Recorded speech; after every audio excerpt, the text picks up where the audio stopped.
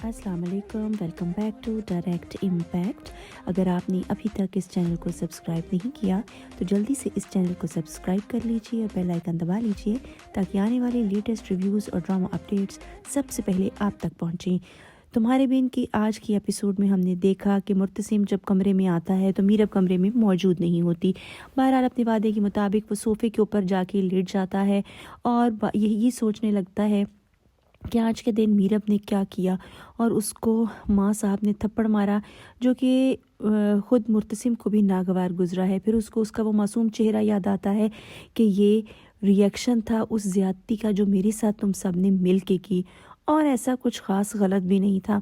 और यहाँ पे मीरब की माँ और बाप जिन्होंने उसको पाला है वो उस थप्पड़ की वजह से बहुत ज़्यादा डिस्टर्ब है कि हमारी इतनी नाज़ों में पली बच्ची जो है उसको हमने कहाँ पे फेंक दिया है और अब ये लोग उसको मारेंगे।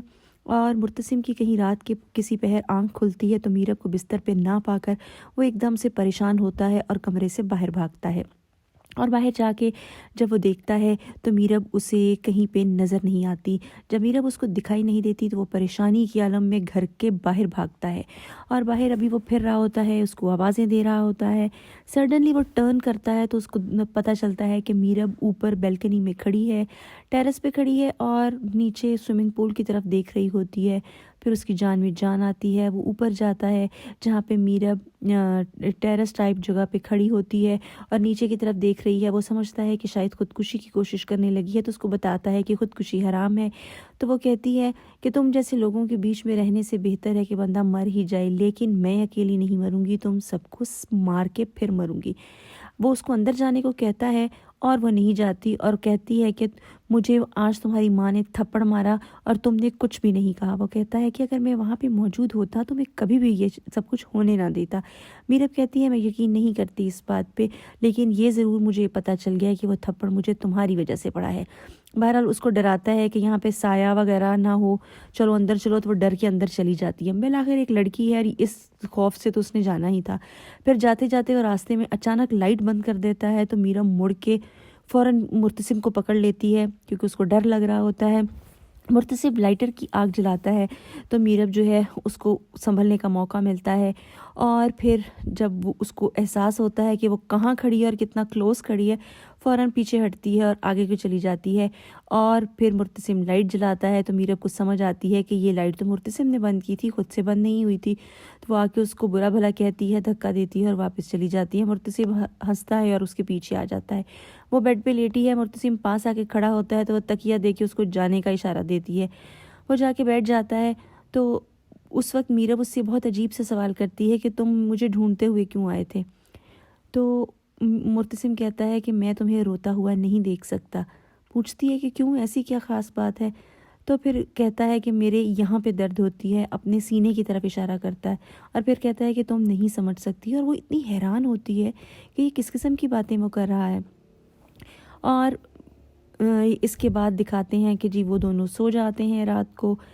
नेक्स्ट मॉर्निंग दिखाते हैं कि उसका मीरब का बाप जो है वो चौधरी अनवर को कहता है कि मेरी बेटी के साथ अब ये सलूक होगा, अब तुम्हारी भी बेटी है, तुमने कैसे झेल लिया कि उसको थप्पड़ मारा जा रहा है, उसको प्यार से भी तो समझाया जा सकता था। बहरहाल चौधरी अनवर को भी ये बात तो नागवार गुजरी, लेकिन वो घर की बड़ी हैं आपा बेगम, भाभी बेगम, उनको वो नहीं कुछ कह सकता था। कहता है बहरहाल आइंदा नहीं होगा। वो भाभी बेगम को जाके समझाने की कोशिश करता है। भाभी बेगम अपनी गलती तो तस्लीम नहीं करती, लेकिन उनको ये ज़रूर समझ लग जाती है कि अनवर अपनी बेटी के हक़ में बोल रहा है, जो कि उनको काफ़ी नागवार गुजरता है। बहरहाल अनवर ये कह के चला जाता है कि उसको प्यार से समझाया जाए। भाभी बेगम चुप करके सुन तो लेती हैं, लेकिन उनके चेहरे पे नागवारी वाज़िह तौर पर नज़र आ रही थी। उसके बाद दिखाते हैं कि भाभी बेगम कुछ सोच में पड़ जाती हैं। थोड़ी देर के बाद मीरब और मुर्तसिम को कमरे में दिखाते हैं कि मीरब एक चेन पहनने की कोशिश कर रही है जो उलझी हुई है। मुर्तसिम पूछता है कि तुम क्या कर रही हो, तो बताती है चेन पहनने की कोशिश कर रही हूँ। कहता है लाओ मैं सुलझा देता हूँ, तो कहती है नहीं तुम तोड़ दोगे। तो वो खैर उसके हाथ से वो पकड़ता है, कहता है अगर तोड़ दिया तो जोड़ भी खुद ही दूंगा। उसको चेन को जोड़ के उसको पहना देता है और वो बेबस सी खड़ी रह जाती है। اس کے بعد پھر اس کو کہتا ہے کہ اگر تم میری باتیں ماننا شروع کر دو تو تمہاری زندگی یہاں پہ سہل ہو جائے گی، تمہارے صبح و شام اچھے ہو جائیں گے۔ لیکن وہ میرا بھی کیا جو فوراً مان جائے، ٹیڑھی کھیر ہے۔ اب یہاں پہ ایک ناگوار بات یہ تھی کہ نوکرانی بغیر نوک کیے نئے دلہا دلہن کے کمرے میں آ دھمکتی ہے۔ یہ چیز ہماری تہذیب کے خلاف ہے۔ بہرحال نوکرانی آ کے اتنا اس بندے کا روب اور دبدبا ہے، اور جن نظروں سے وہ صوفے پہ پڑے ہوئے تکیے اور چادر کو دیکھتی ہے، مرتسم کو تو اس کو گولی مار دینی چاہیے تھی، لیکن وہ کچھ نہیں کہتا اور کہتا ہے ٹھیک ہے تم جاؤ، ہم ناشتے کے لیے آ رہے ہیں۔ اور وہ نوکرانی باہر نکل کے حیا بیگم کو بتاتی ہے کہ اندر بہت گڑبڑ ہے، ایک تکیہ صوفے پہ اور ایک بیڈ پہ۔ خیر اتنے بڑے گھر میں اتنے روب دبدبے میں رہنے کے باوجود نوکروں کو اس نے چوری چھپے باتیں کرنے پہ لگایا ہوا ہے۔ بہرحال بہت خوش ہوتی ہے اور کہتی ہے ماں بیگم اور مریم کو پتہ نہ چلے۔ مرتسم کا یہ ڈائلاگ جو وہ اس جگہ پہ بولتا ہے کہ تم اگر نہیں چلو گی تو میں قیامت یہیں پہ کھڑی کر دوں گا، اور بائی گاڈ میری قیامت تم سہ نہیں پاؤ گی، بہت زبردست ڈائلاگ تھا۔ رائٹر نے اس ڈرامے کے کچھ ڈائلاگز بہت زبردست لگے ہیں۔ بہرحال ناشتے کی ٹیبل پہ ماں کو سلام نہیں کرتا جو اس کو ناگوار گزرتا ہے۔ حیا اس کے لیے چائے بنانے لگتی ہے تو ماں بیگم اس کو ٹوک دیتی ہیں کہ اس کی بیوی آ چکی ہے، وہ چائے بنائے گی۔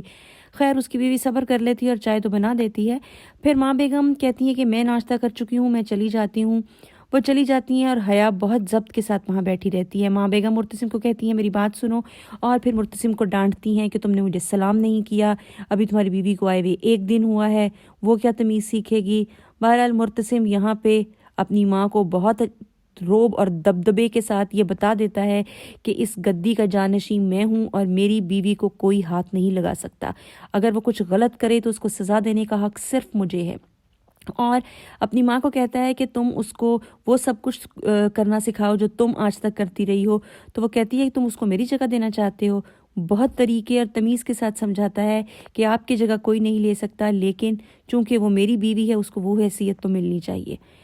ماں بیگم کہتی ہیں تم یہ پیری مریدی چھوڑ دو، اور تم کیونکہ بہت جلد زن مرید ہونے والے ہو۔ یہاں پر مرتسم بہت اچھا جواب دیتا ہے کہ ماں بیگم آپ کی دعا چاہیے، زن اور زر دونوں برقرار رہیں گے۔ خیر وہ ضبط سے بیٹھی رہتی ہے اور اس کو یہ سمجھ آ رہی ہے کہ اس کا بیٹا اس عورت سے متاثر ہو چکا ہے جو کہ اس کی بیوی ہے۔ وہ آ کے پوچھتی ہے اس سے کہ تمہیں ماں بیگم نے کیوں بلایا تھا؟ تو کہتا ہے بس ویسے ہی بلایا تھا کہ میں نے سلام نہیں کیا۔ تو حیران ہوتی ہے کہ صرف اتنی سی بات پہ؟ کہتا ہے ہاں۔ تو کہتی ہے تمہیں اس سے پوچھنا چاہیے تھا کہ انہوں نے مجھ پہ ہاتھ کیوں اٹھایا۔ تو یہاں مرتسم کی ایک بہت اچھی بات ہے کہ اس کو احساس نہیں ہونے دیتا کہ اس نے اپنی ماں کے ساتھ کیا بات کی، اور کہتا ہے کہ وہ بڑی ہیں، وہ تمہیں کچھ بھی کہہ سکتی ہیں۔ میرب کو غصہ آ جاتا ہے اور کہتی ہے کہ تمہارا مطلب ہے کہ مجھے سب کچھ برداشت کرنا پڑے گا، اور کہتی ہے کہ مجھے سمجھ جانا چاہیے اس گھر میں میرا کوئی نہیں ہے اور کسی کو میری پرواہ نہیں ہے۔ وہ کہتا ہے تم مجھے اپناؤ، سب تمہیں اپنا لیں گے۔ میرب کہتی ہے میں تمہیں مفت میں بھی نہ اپناؤں۔ تو وہ کہتی ہے جو تم نے میرے ساتھ کیا نا میں تمہیں چھوڑوں گی نہیں۔ تو آگے سے اس کی بات پکڑتا ہے، کہتا ہے مجھے کبھی مت چھوڑنا۔ وہ اتنے کلوز کھڑے ہوتے ہیں اور نوکرانی ایک دفعہ پھر بغیر نوک کیے ان کے کمرے میں آ جاتی ہے۔ یہ عجیب بد تہذیبی بار بار اس ڈرامے میں دکھائی جا رہی ہے جو کہ بہت غلط ہے۔ یہی تھا آج کا ریویو، آپ کو کیسا لگا کامنٹ سیکشن میں اپنی رائے کا اظہار ضرور کیجیے گا، اور اگر آپ نے ابھی تک اس چینل کو سبسکرائب نہیں کیا تو جلدی سے چینل کو سبسکرائب کر کے بیل آئیکن دبا لیجیے تاکہ آنے والی لیٹسٹ اپڈیٹس اور ڈرامہ ریویوز سب سے پہلے آپ تک پہنچ سکے۔ اجازت چاہتے ہیں، اللہ حافظ۔